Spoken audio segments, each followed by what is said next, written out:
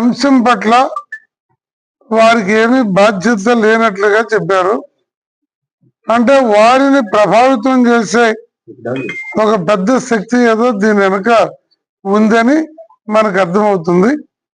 రాష్ట్ర ప్రభుత్వం ఈ విషయం మీద తక్షణం ఎంక్వైరీ చేసి ఈ 30 కోట్ల ఆస్తి కొల్లగొట్టడానికి కారకులైన వారిని, వారికి తోడ్పడిన ఈ ఎంఆర్ఓ గారిని, ఎస్ఐ గారిని, వీరందరి మీద తక్షణ చర్యలు తీసుకోవాలని కోరుతున్నాం.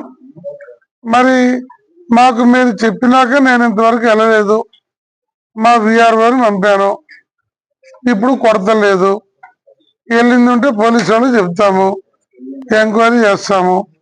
ఇనేటువంటి విషయం మీద ముఖ్యమంత్రి గారు, ఉప ముఖ్యమంత్రి గారు తక్షణం స్పందిస్తారని చెప్పి మేము ఈ విషయాన్ని వారికి వదిలేస్తున్నాం.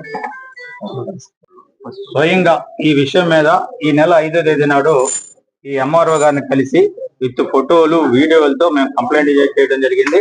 దాంతో పాటుగా ఆయన కూడా చాలా బాధతో రిక్వెస్ట్ చేశాం, దొంగలిచ్చుకుపోయి అనేది పోయింది, అది మీ ఎంక్వైరీలో మీరు తేల్చేయబడి పెట్టుకోండి, ఉన్నటువంటి 30 నుంచి 50 లక్షల ఆస్తిని కాపాడండి సార్, మీరు చేయాల్సిన చర్యలు తీసుకోమని చెప్తే, ఇప్పుడు ప్రస్తుతం అందరి సమక్షంలో, మీడియా సమక్షంలో కూడా ఆయన ఎంత అమాయకంగా, అసలు ఏం సంబంధం లేనట్టుగా ఎంత నిర్లక్ష్యంగా మాట్లాడుతున్నాడు అనేది అందరం చూసాం.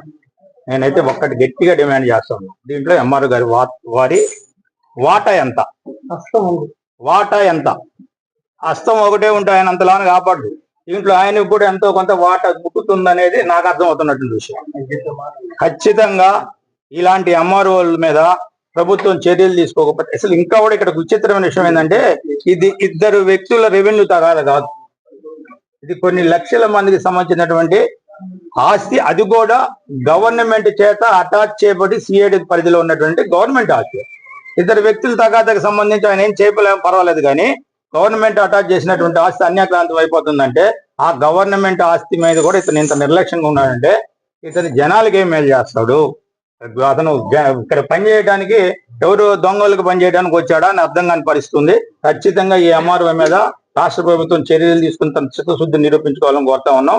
ఈ విషయం మీద త్వరలో మేము AgriGold customers and agents welfare association గా కూర్చొని కేవలం అగ్రిగోల్డ్ కంపెనీ ఆస్తుల్లో కొట్టేయబడుతున్న సంపద మీద ఒక విస్తృత స్థాయి మీటింగ్ ఏర్పాటు చేసుకొని దీని మీద సీరియస్ గా ఉద్యమాన్ని కూడా తీసుకెళ్తాం. ఈ అధికారులందరి మీద చర్యలు తీసుకునే దాకా మేము ఊరికనే పని లేదు. ఆ అవసరం అయితే ఆమరణ నిరాదీక్షలైనా చేయడానికి మేము సిద్ధంగా ఉన్నాం అసోసియేషన్ తరఫున తెలియజేస్తాం.